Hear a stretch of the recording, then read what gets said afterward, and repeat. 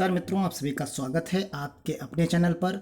यहाँ हम बात करेंगे यूपी पंचायत सहायक कंप्यूटर ऑपरेटर भर्ती 2021 की।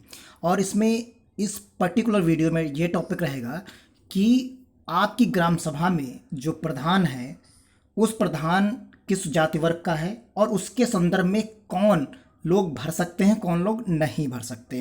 यानी कैसे पता करेंगे कि आपकी ग्राम सभा में किस जाति वर्ग की सीट है और सामान्य ओबीसी एससी एसटी यानी कौन सा अभ्यर्थी किस ग्राम सभा में अप्लाई कर पाएगा, इसकी हम बात करेंगे इस पर्टिकुलर वीडियो में। तो आप शुरू से लेके अंत तक देखिएगा, वीडियो स्किप नहीं करिएगा। थोड़ा सा बड़ा वीडियो भी हो सकता है समझाने के लिए। देखिए, सबसे पहले अगर हम यहाँ पर बात कर लें कि यूपी पंचायत सहायक कंप्यूटर ऑपरेटर भर्ती में कि अगर आपके यहाँ प्रेजेंट टाइम में यानी वर्तमान समय में प्रधान अनारक्षित सीट पे है। अब अनारक्षित सीट का मतलब यहाँ पर यह है कि सामान्य वर्ग का। तो सामान्य वर्ग में आप सभी लोग जानते हैं कि सभी के सभी लोग प्रधानी लड़ लेते हैं, वो किसी भी जाति के हों, चाहे वो महिला हो या पुरुष हो। तो उस स्थिति में सभी लोग प्रधानी जो है लड़ते हैं। तो जब प्रधानी सारे लोग लड़ सकते हैं तो यहाँ हर जाति वर्ग के लोग फॉर्म भी भर सकते हैं। अगर वो अनारक्षित सीट प्रधान के लिए थी तो आप समझ गए होंगे। अगर यहीं पर अनारक्षित महिला हो जाती, इस जगह पर अगर अनारक्षित जो है महिला हो जाती, यहीं पर महिला हो जाती, तो जब फीमेल की हो जाती यानी महिला सीट हो जाती यहाँ पर, तो सिर्फ किसी भी जाति वर्ग की महिलाएं ही फॉर्म भर सकती थी। यानी अगर आपके यहाँ अनारक्षित महिला सीट थी तो अब, लेकिन यहां एक और डाउट आपके दिमाग में आ सकता है कि अनारक्षित सीट तो थी लेकिन ओबीसी की महिला जीत गई। सीट अनारक्षित थी लेकिन महिला ओबीसी जीत गई, मान लो एग्जाम्पल के तौर पर, तो क्या होगा? तो वहां इसका मतलब ये नहीं है कि ओबीसी का ही बंदा वहां फॉर्म भरेगा। सीट प्रधान की अनारक्षित थी तो इस प्रकार महिला ओबीसी जीत गई तो कोई बात नहीं, यहां लेकिन फॉर्म कोई भी डाल सकता है। लेकिन अगर वो सीट अनारक्षित महिला ही थी तो यहां महिला ही फॉर्म डालेगा। ये प्रधानी के समय में एक लिस्ट आती है, उस लिस्ट से आपको देखना पड़ेगा, क्योंकि प्रधान तो अनारक्षित होगा तो कोई भी बन सकता है ना। ओबीसी का भी बन सकता है, एससी का भी बन सकता है, जिसका बाहुल्य होगा, जिसको पसंद करते होंगे लोग, वो बन गया होगा। तो इसका मतलब ये नहीं कि जो प्रधान प्रेजेंट टाइम में है जिस जाति का वही बनेगा। सीट उसकी कौन सी थी ये निर्भर करता है। तो क्लियर हो गया होगा। इसी तरीके से ओबीसी सीट प्रधान हेतु अगर थी तो यहां सिर्फ ओबीसी के लोग ही भरेंगे, यहां सामान्य की तरह नहीं होगा।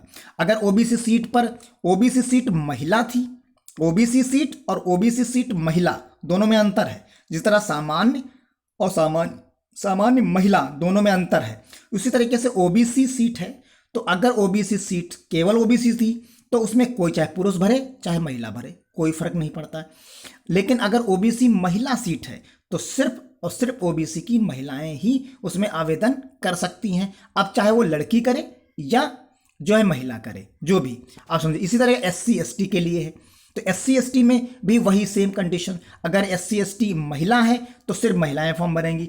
अगर एससी एसटी सिर्फ एससी एसटी थी तो उसमें दोनों भर सकते हैं। इसका मतलब एक चीज़ यहाँ पर डाउट आपके दिमाग में और हो सकता है, देखिए समझिए पूरी बात को यहाँ पर जो हम समझाने की। जैसे मान लीजिए आपके यहाँ प्रधान एससी सीट थी प्रधान की, लेकिन वहाँ पुरुष भी खड़े हुए और महिला भी खड़ी हुई प्रधानी में, तो मान लीजिए महिला ही वहां पर चुनाव जीत जाती है तो भी यहां आवेदन कोई भी कर सकता है, चाहे वो महिला करे या पुरुष करे। प्रधानी जीतने से मतलब नहीं है, प्रधानी की सीट कौन सी थी इससे मतलब है।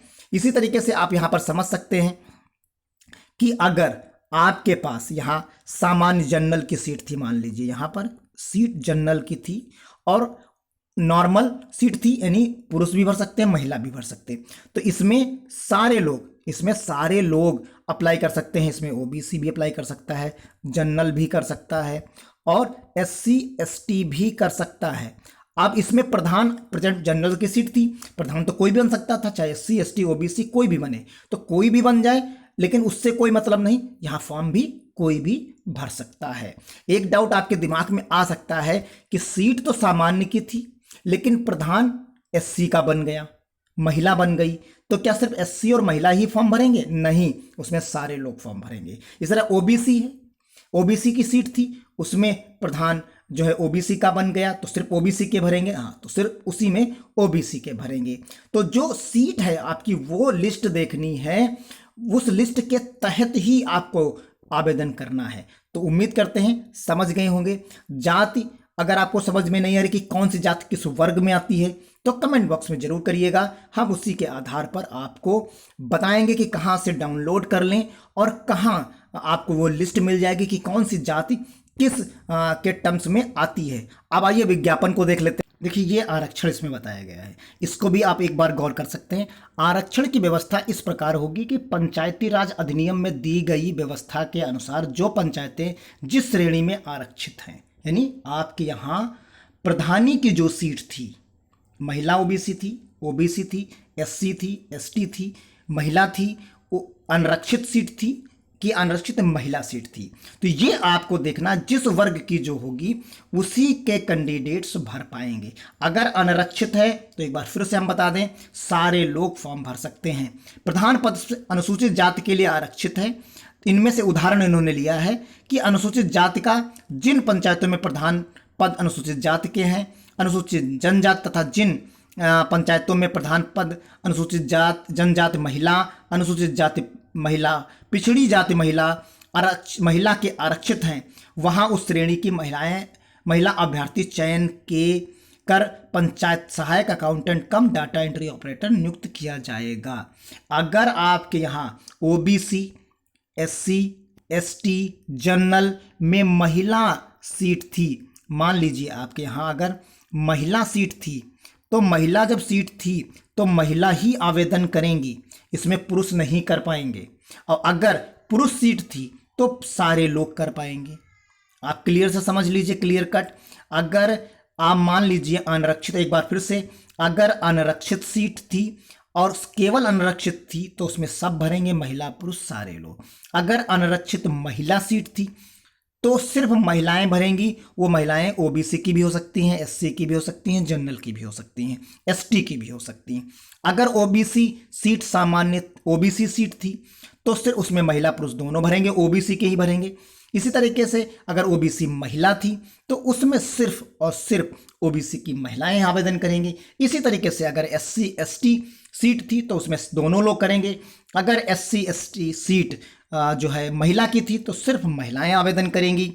अब उसमें कभी कभी चुनाव में आपके यहाँ ये हो सकता है कि सीट तो जो है जनरल की थी, जनरल सीट थी, ओपन सीट थी, लेकिन इसमें कोई कैंडिडेट महिला जीत गई, किसी ने खड़ा कर दिया, किसी जाति धर्म की महिला जीत गई, तो इसका मतलब ये नहीं कि उसी जाति की महिला अभ्यर्थी बनेगी, यहाँ फॉर्म भरेगी, नहीं, यहाँ सारे लोग फॉर्म भरेंगे। सीट कौन सी थी इससे तात्पर्य है महिला जीतती कौन कैंडिडेट है, इससे तात्पर्य यहाँ पर नहीं है। तो क्लियर कट आप समझ गए होंगे।